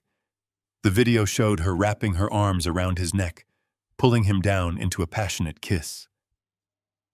The microphone picked up the unmistakable sound of their laughter, the clinking of their wine glasses, and the murmured praises they exchanged in the dark.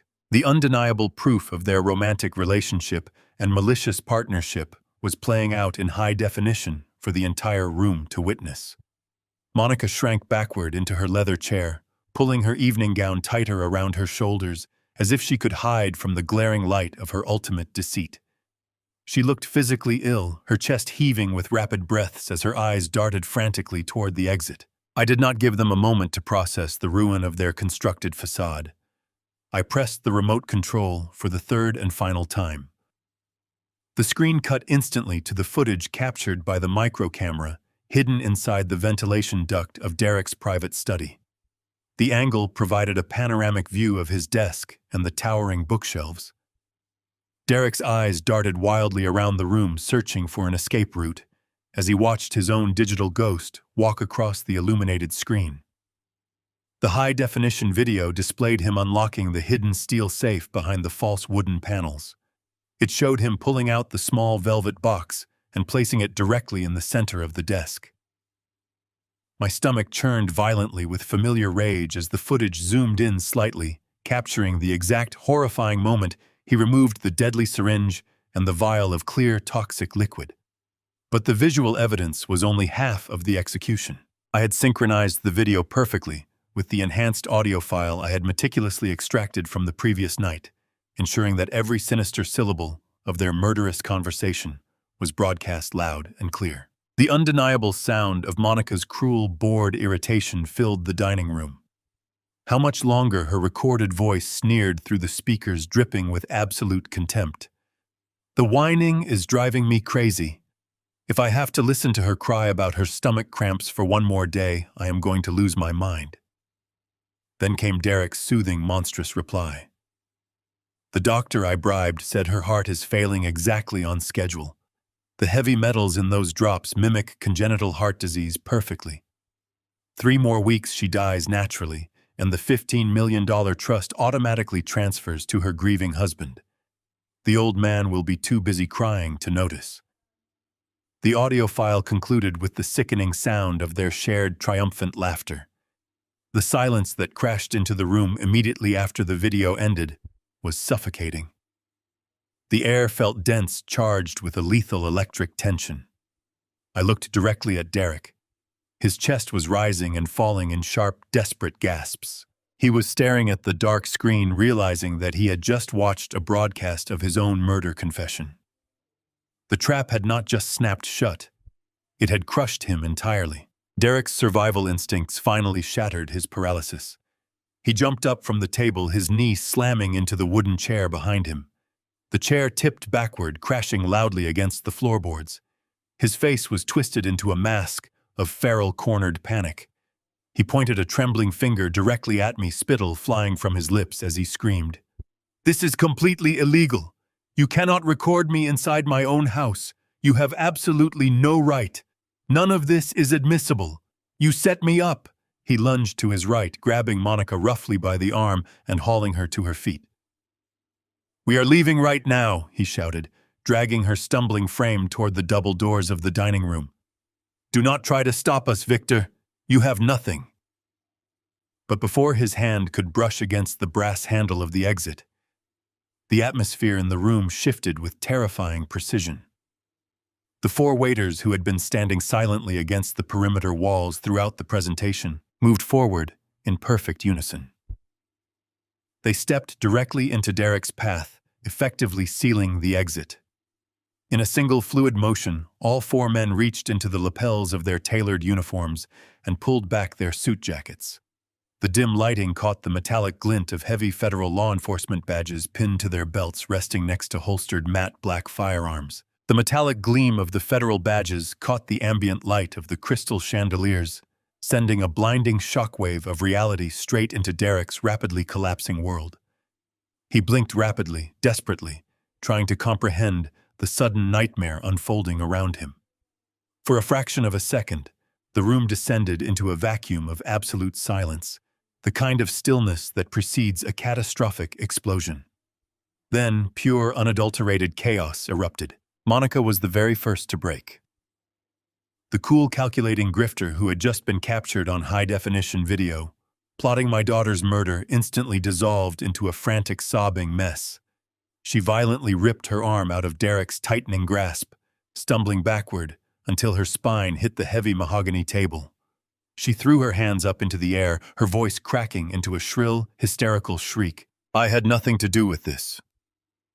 Monica screamed, her perfectly styled hair falling into her tear-stained face as she pointed a trembling, accusatory finger directly at the man she had married 5 years ago. "He forced me into it. Julian is a violent monster. He told me he would kill me if I did not help him play this part. I never wanted to hurt anyone. He bought the poison. He forged the documents. He made me pretend to be his cousin. Please, you have to believe me. I am a victim here."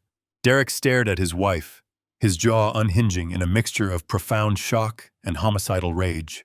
The impenetrable alliance they had forged through years of scamming wealthy families shattered into a million jagged pieces right before my eyes.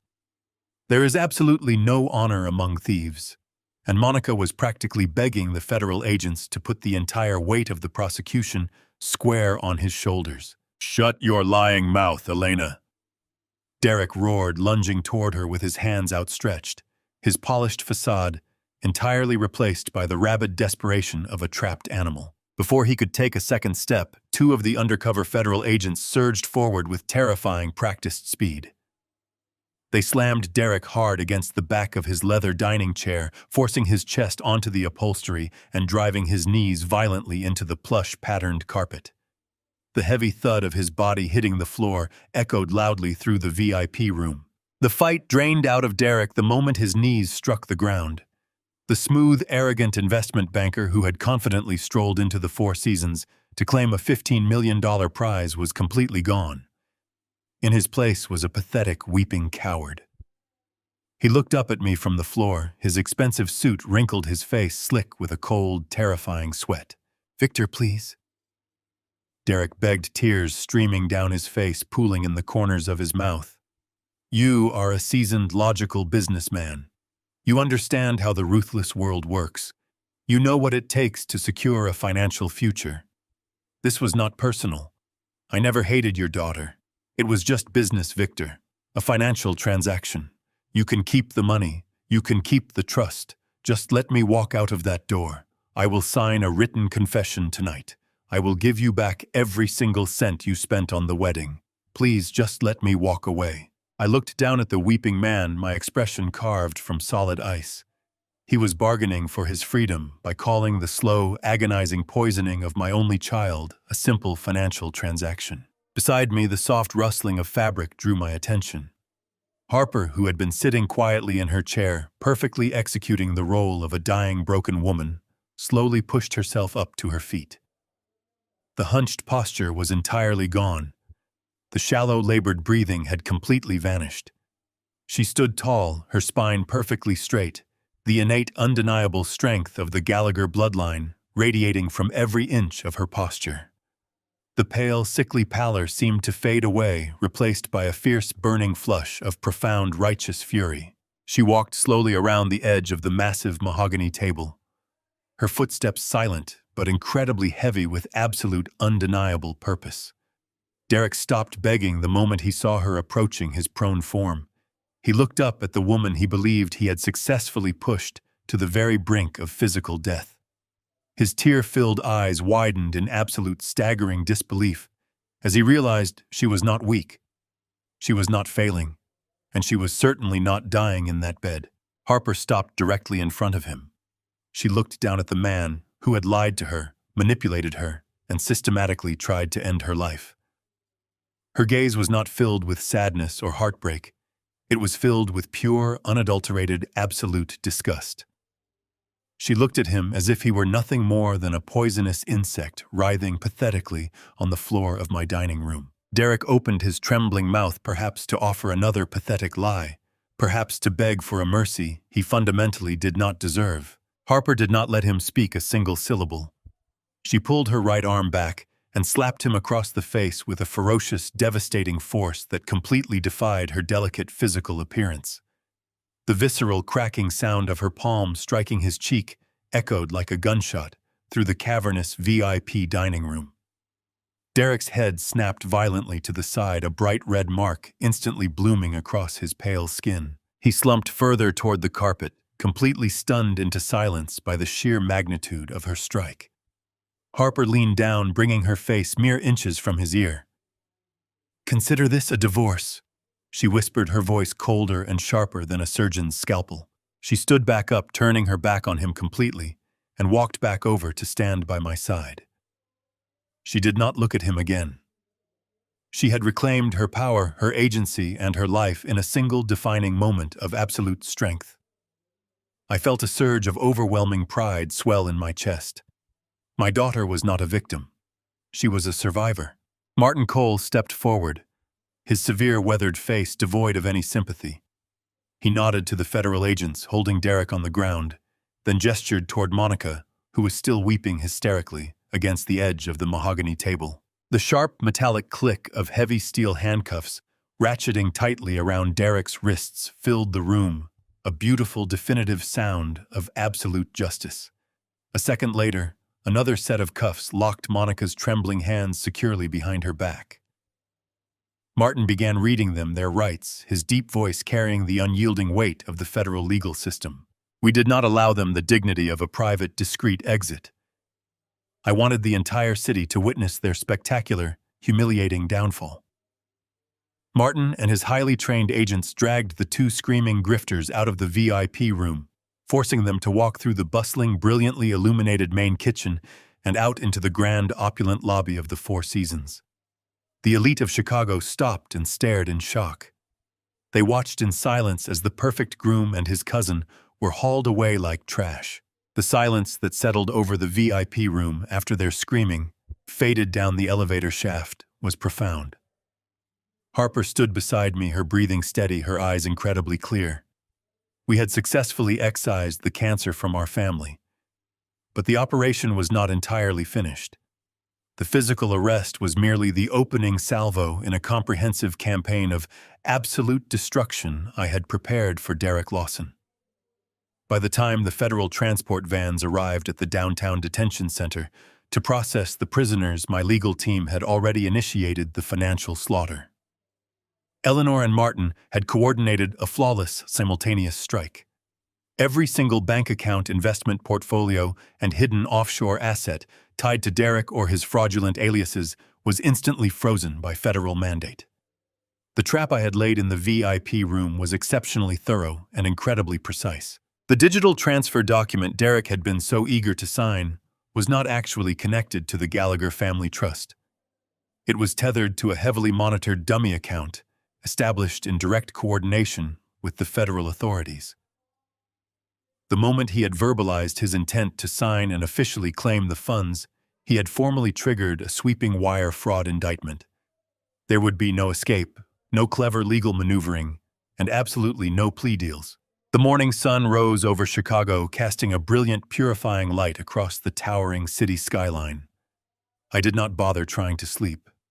I drove directly to the Lincoln Park estate, arriving just as the dawn broke over the wrought iron gates. This house belonged to my family.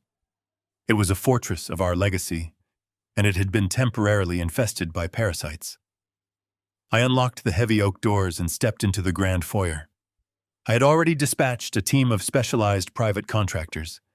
They moved through the expansive property with absolute efficiency, tasked with eradicating every single trace of Derek and Monica's wretched existence. I stood in the center of the spacious living room, watching with intense satisfaction as they stripped the master bedroom entirely bare. They carried out his bespoke charcoal suits, his expensive Italian leather shoes, and his entire collection of imported watches. They did not pack these luxury items into delicate moving boxes. They shoved them ruthlessly into heavy black garbage bags and hurled them directly into a massive industrial dumpster positioned in the circular driveway. Monica's designer evening gowns, her stolen jewelry, and her extensive collection of luxury cosmetics met the exact same unceremonious fate. I watched a lifetime of their ill-gotten gains mingle casually with discarded food wrappers and wet coffee grounds. The visual metaphor was wonderfully accurate and deeply satisfying. They had treated my daughter as disposable trash, and now their entire fabricated lives were rotting in a literal garbage bin. By noon, the estate was completely sanitized, restored to its original immaculate state, ready for Harper to return and begin her genuine healing process. The swiftness of the justice system, when motivated by insurmountable evidence and high-profile victims, is truly a majestic spectacle to behold. Their arraignment hearing took place late Tuesday afternoon. I sat in the hard wooden pews of the federal courthouse, my posture perfectly rigid, my face an impenetrable mask of stoic calm. Derek and Monica were led into the crowded courtroom, wearing bright orange jumpsuits, their wrists shackled to heavy steel waist chains. The arrogance and polished charm that had defined their glamorous existence were entirely permanently gone. Derek looked pathetic, his shoulders slumped, his eyes darting frantically around the room, searching for a sympathetic face he would never find. Monica wept continuously, her face pale, completely devoid of the expensive makeup she relied upon to project her false confidence. The prosecuting attorney stood before the judge and systematically dismantled their lives with cold, surgical precision. The charges were read aloud, echoing off the high ceiling, like a definitive death knell for their criminal careers.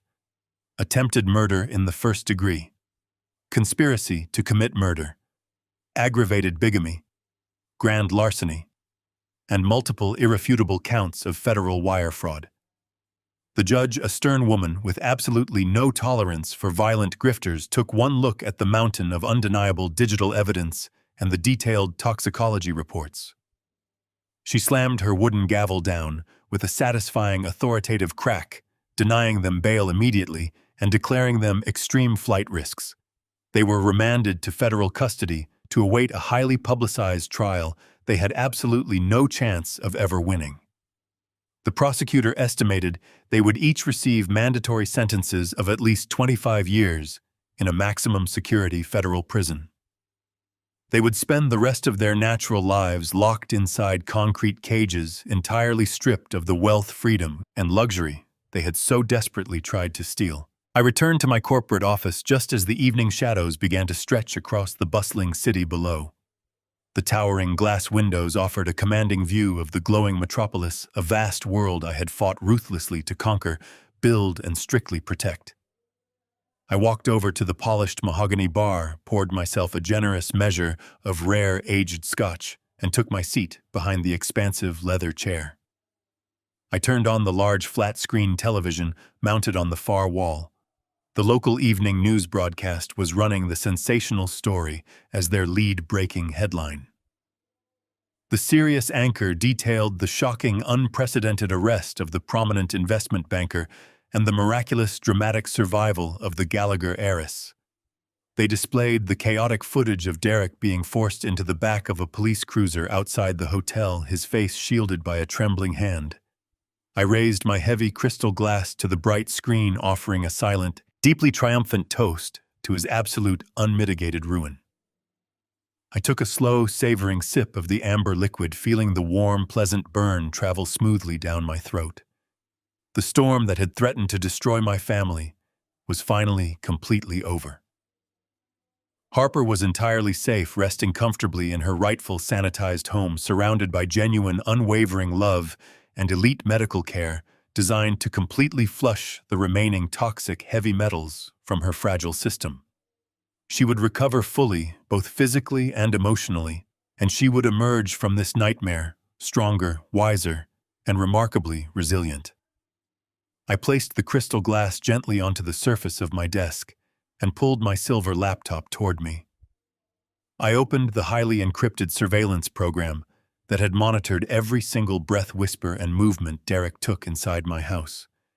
It had served its purpose flawlessly, providing the indisputable evidence required to execute my vengeance and secure absolute justice for my only child. I highlighted the core operating directory, moved my digital cursor deliberately over the primary delete command, and firmly pressed the glowing execution button. A progress bar appeared briefly, flashing across the monitor before vanishing into the digital void. The sophisticated software wiped itself entirely clean, permanently erasing the digital ghost of my clandestine operation from existence. I finally closed the laptop monitor, listening to the soft click of the mechanism securing the machine. The sprawling room fell into a beautiful, perfect silence. The threat was completely, permanently eradicated, never to return again. 2 months passed before the dust entirely settled over our lives. The brutal, rapid transition from a state of constant, suffocating terror to a profound, quiet peace was a remarkable adjustment. The sprawling Lincoln Park estate, once a gilded cage filled with treacherous whispers and deadly intentions, had been completely reclaimed. We walked through the heavy front doors, not as victims of a calculated tragedy, but as absolute victors. Harper moved through the sunlit corridors with a radiant, effortless grace that I had not witnessed in over a year. The pale, fragile ghost of a girl who had trembled on that velvet sofa was entirely gone. In her place stood a formidable, brilliant woman. The heavy metals had been completely flushed from her system by the specialized medical team, leaving her physically renewed and sharper than ever before. She refused to retreat into a dark shell of lingering fear or crippling paranoia after the profound betrayal. Instead, she consciously channeled her righteous anger into a massive, undeniable momentum that swept through our entire organization. Harper officially joined my senior executive team at the global logistics firm, confidently claiming a massive corner office situated directly adjacent to my own. I proudly watched her command massive boardrooms, entirely filled with highly seasoned executives, her steady voice continuously ringing with a clear, absolutely unwavering authority. She meticulously reviewed complicated international shipping contracts, systematically dismantled deeply inefficient supply chains, and masterfully negotiated highly aggressive corporate acquisitions with a cold, ruthless precision that made my old heart swell with an immense, entirely unquantifiable pride. She had fully embraced the Gallagher legacy, proving that she possessed the exact same titanium spine that had allowed our ancestors to build this empire from the very ground up. We were now far more than just a simple father and his daughter. We were partners standing shoulder to shoulder at the absolute pinnacle of the corporate world. Late this beautiful afternoon, we sat quietly together on the expansive stone patio of our restored estate. The gentle, warm summer breeze perfectly carrying the incredibly sweet scent of blooming jasmine directly across the meticulously manicured lawns. A heavily chilled bottle of rare vintage champagne rested elegantly in a sweating silver bucket placed squarely between us. I slowly reached over, poured the sparkling, bubbling golden liquid generously into 2 tall crystal flutes, and gracefully handed one directly to my magnificent daughter. We raised our glasses, the sharp clink of the crystal ringing beautifully in the quiet air. We were drinking entirely safe, absolutely non-poisoned champagne, quietly celebrating a monumental victory that vastly transcended our mere financial survival. I took a slow sip, letting the crisp flavor wash over my tongue, and leaned back into the comfortable cushions of the patio furniture. My mind drifted back over the terrifying, treacherous journey we had just survived. I had lost the comfortable, comforting illusion of a perfect son-in-law. But the truth was that man had never actually existed. Derek Lawson was nothing more than a dangerous phantom, a predatory parasite drawn to the gleaming light of our success. Eradicating him from our world had required me to descend into the darkest corners of my own soul, to embrace a cold, calculating ruthlessness I hoped I would never have to use again. I had systematically and utterly dismantled a sprawling criminal operation, flawlessly outmaneuvered a pair of highly seasoned sociopaths, and fiercely protected the immense generational legacy I had personally spent multiple decades painstakingly constructing from scratch.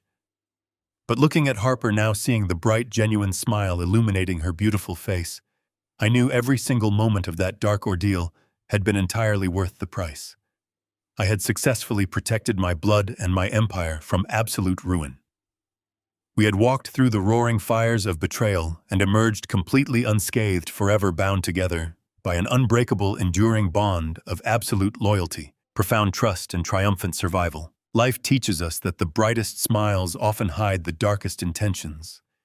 As a father, you spend your entire life building an empire to protect your children from the world, only to realize the greatest threats are sometimes the ones you invite into your own home. Trust is a beautiful gift, but blind trust is a dangerous weapon. Never let the desire for a perfect family blind you to the reality of human greed. True strength isn't just about accumulating wealth. It is about having the courage to burn your illusions to the ground to protect the people you love. If this story resonated with you, please hit the like button, subscribe to the channel, and share it with someone who needs to hear this. Where are you watching from today? Would you have done the same to protect your family? Let me know in the comments below. Stay strong.